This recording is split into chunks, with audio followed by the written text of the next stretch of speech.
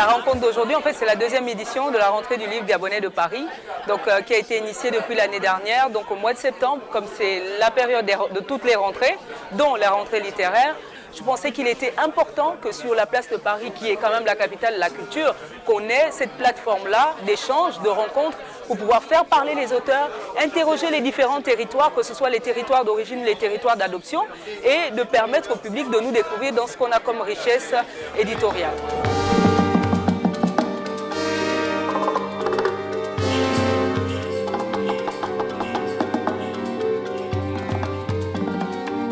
Je ne suis pas gabonaise, je viens des Comores et pourtant c'est quelque chose qui m'attire parce que dans cet événement on ne rencontre pas que des Gabonais, on rencontre des auteurs français, bretons, on rencontre des auteurs qui viennent du Maghreb. Voilà. Pour moi c'est très important cette importance de la différence, de la diversité et de se rendre compte que cette soi-disant différence n'en est pas vraiment une finalement, c'est juste un horizon différent, un contexte de vie différent. Alors maintenant, je vais inviter M. Bellarmin Mutsinga, qui est le président du Club gabonais du livre, à parler de ce club, de ses engagements. Donc je vous laisse la parole, M. Mutsinga. Merci et bonsoir à tous. Alors, je suis là, comme cela vient d'être dit, en qualité de président du Club gabonais du livre, mais également en tant que co-auteur de cet ouvrage qui est justement la première production écrite de ce club-là. Le but est de donner une visibilité critique aux auteurs, parce que parfois il y a de la qualité dans les ouvrages, il y a de la bonne matière, juste qu'ils ne sont pas connus. Et les auteurs donc gagnent à avoir une visibilité critique par rapport à leurs ouvrages, c'est-à-dire clairement que nous analysons leur travail, nous faisons des conférences sur leur travail, nous donnons une plus grande médiatisation en termes de renom et de retentissement à un travail qui est fait. En tant qu'éditeur, on cherche toujours la nouveauté, on cherche toujours des choses assez rares. Et c'est vrai que quand on plonge dans l'univers africain, à travers par exemple ce genre d'événements, c'est vrai qu'on est amené toujours à découvrir des nouveaux auteurs, des nouveaux styles, des nouveaux thèmes, des nouvelles thématiques que forcément on ne peut pas trouver par exemple dans tout ce qui est conventionnel ici à Paris. Donc je trouve que c'est quand même, en tant que professionnel, je trouve que c'est assez intéressant. Ma mère est commerçante. Elle va vendre des légumes au marché de la ville tous les jeudis. Elle ne peut pas y aller plus souvent parce que le village se trouve loin de la route principale. Alors, il faut qu'avec son lourd panier, elle marche jusqu'à la grande route. De là, elle prend un car jusqu'à la ville. Le transport n'est pas seulement cher, il est aussi payeux. Voilà le crabe parti. Il appelle la flèche. Flèche, viens ici. La flèche arrive. Combien de personnes savent emprunter aux autres, mais ne sont jamais pressées de rendre? Merci Christine. Ma sensibilité va au gréco-latin, au médiéval, au celtique, aux Scandinaves et à l'Europe de l'Est. Parce que si je venais dans l'esprit d'un salon du livre où il fallait vendre du livre, je ne serais pas venue. Si on ne m'avait dit que cela, je ne serais pas venue.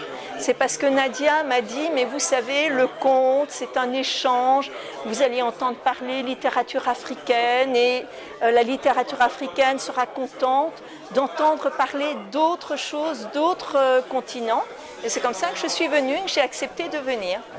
Je suis coach et consultante, j'interviens en entreprise. J'interviens auprès d'individus, d'équipes, sur des secteurs à diversité marquée. Intervenir dans des salons d'entrepreneuriat m'a amené à rencontrer Nadia Origo, donc notre éditrice, qui m'a conviée à cette manifestation aujourd'hui, à la rencontre de publics divers, d'autres horizons, et pour avoir des échanges de vues. Ce qui m'a fait choisir Nadia et ce qui me fait privilégier ce type de rencontres, c'est l'authenticité des rencontres que l'on peut y faire. Quand j'étais au lycée, j'avais une grande passion, c'est l'histoire. Et pas n'importe quelle histoire, surtout l'histoire de la Deuxième Guerre mondiale.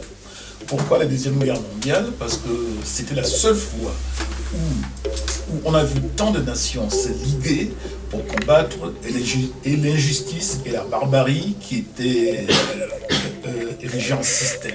Ça fait, je crois, la deuxième édition. Et à chaque fois, ça a été une réussite.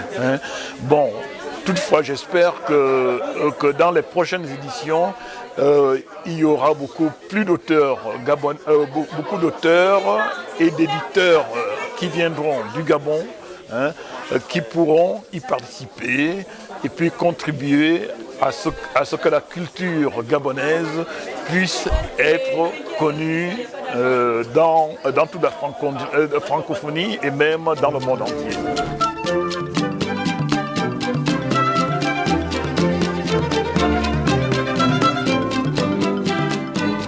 On a atteint nos objectifs largement, on les a largement dépassés parce qu'on était parti sur un accueil du public d'à peu près, on s'est dit l'année dernière on était 40-50, donc si on était dans les 55-60 ce serait bien. Aujourd'hui on a reçu plus ou moins 80 personnes, donc en termes de public. On a un nouvel éditeur, sinon deux qui se sont rajoutés à l'événement, plus que ce qu'on avait l'année dernière. Donc je pense qu'on a atteint nos objectifs, qu'on les a dépassés et je crois que l'année prochaine on ira encore plus loin, on ira encore plus haut avec ce qu'on est en train de faire parce que là on suscite de l'engouement chez les gens, ça leur donne envie de revenir, envie de rencontrer cette littérature et à ce titre-là, je suis totalement satisfaite, on va dire.